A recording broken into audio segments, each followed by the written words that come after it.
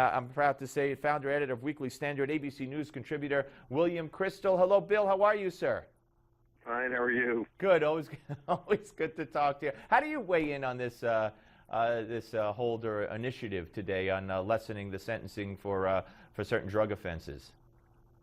You know, I'm skeptical of it. I'm sympathetic to efforts to reform the criminal justice system, including some conservative efforts, which try to move us a little bit away from incarceration and towards making sure we try to help people, rehabilitate themselves. And so I think there's been some intelligent thinking among conservatives. You don't want to just lock up 2+ million people and sort of throw away the key. On the other hand, it's better to lock up violent criminals than not. And I think Holder and a lot of people talking about drug offenses are exaggerating how many truly nonviolent kind of people who just happen to, smoke a joint and, get arrested and get stuck in jail. That's really very unusual. Some of the ones who are convicted for that really are violent or are drug dealers, and they plea bargain down. So people I know in the criminal justice field are pretty skeptical about this, but I don't know enough about the details to know, how much one should be outraged or just dubious, or maybe it's okay. We tend to, you get 20 years of decline in crime. One forgets what a horrible problem it was. One forgets what an achievement it was of Giuliani and others, and really of conservatives who said, you know what, you can get tough on crime, and you know what, you don't have to accept this as inevitable in the modern world, and we can have more civilized lives in our big cities and outside our big cities too, if we're not always terrified of criminals. And that was an unpopular position, as you know, in the 70s and 80s, and I think I'm a little worried that we're taking for granted the success we've had, and the last thing we need in our society is a resurgence of criminality. Absolutely, and I'm with you 100% on that. And locking people up does keep them off the streets and does reduce crime, and that has worked. In addition to some other initiatives. All right, let me switch here, and it's really switching gears, Bill, to the situation with Ukraine. John Kerry today telling that the Russians that there'd be serious repercussions on Monday if last-ditch talk, easy for me to say, last-ditch talks over the weekend fail to resolve the crisis in Ukraine. And of course, the president's already declared the upcoming vote on Sunday for Crimea illegal, and it won't be recognized. And so where are we here? I mean, should Kerry be threatening anything at this point?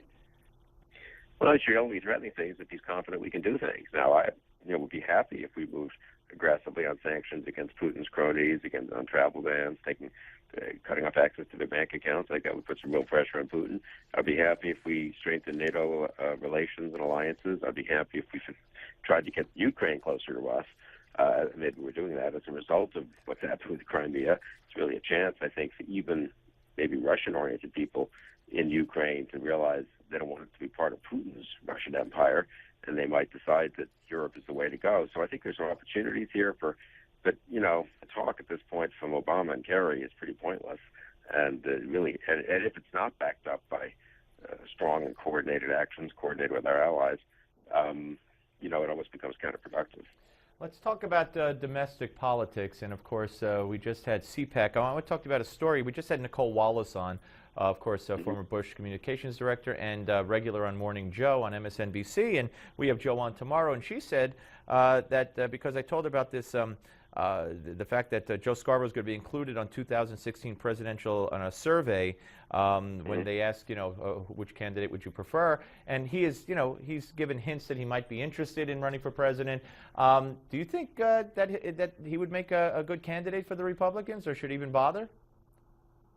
I've always been sort of the mind that people, if they want to run, should run and try to run. And there's no dishonor in running and losing and pulling out or going in a couple of primaries. I feel like that's a service, honestly. People think they have something to say. I was at a I emceed a pro-life dinner in Washington last night for the Susan B. Anthony list, which supports pro-life candidates, especially pro-life women. And Gary Bauer spoke there, and he ran, of course, in 2000. He's a good friend of mine. And, I think he held the banner aloft and did the right thing. Didn't win, obviously, and Mike Huckabee was also there, who ran, obviously, in 2008. He did win some primaries. I think he's thinking of running, incidentally, in 2016. He gave a heck of a speech at this dinner. I think, the more the merrier. Let's just have a wide-open competition. I hope the party structures things so that people really do have a chance to make their case. in the early states. I think it was a mistake to try to close it down too much. You get a sense that the establishment guys are saying you got to get it behind Bush and jam him through, Jeb Bush, and some of the conservatives are saying, well, maybe we should all get behind Ted Cruz. And I respect both of them, and it may end up being like a Bush-Cruz showdown. But let's let other people run, and let's see who has what to say about a bunch of issues. Obviously, domestic policy, limited government, economic growth, Obamacare, but also about the social and cultural issues, and also about foreign and defense policy. Huckabee made a very strong statement last night. I haven't heard this in a while. It really cheered me up. He said, I'm a full spectrum conservative. I believe in, obviously, the social and cultural conservative agenda, but I also believe in limiting government and limiting taxes and repealing Obamacare, and I believe in a strong defense. He in the past has been a little bit equivocal on some of those things. I was struck that he wants to, I think, establish that position. I'd like to see a lot of people try to both establish that position and then really lay out policies. We need to have a serious agenda in all these areas, not just say some vague things. No, I couldn't agree with you more. And of course, he naturally, not only the setting was conducive to it, but he'll say it anywhere that he doesn't believe we should compromise on our social, as a party, on our social values, including a right to life. And he said it wouldn't be worth it to win the White House if we compromised on right to life, for instance. See, I admire that, and I think it's a winnable issue when you look at poll after poll that keeps coming out.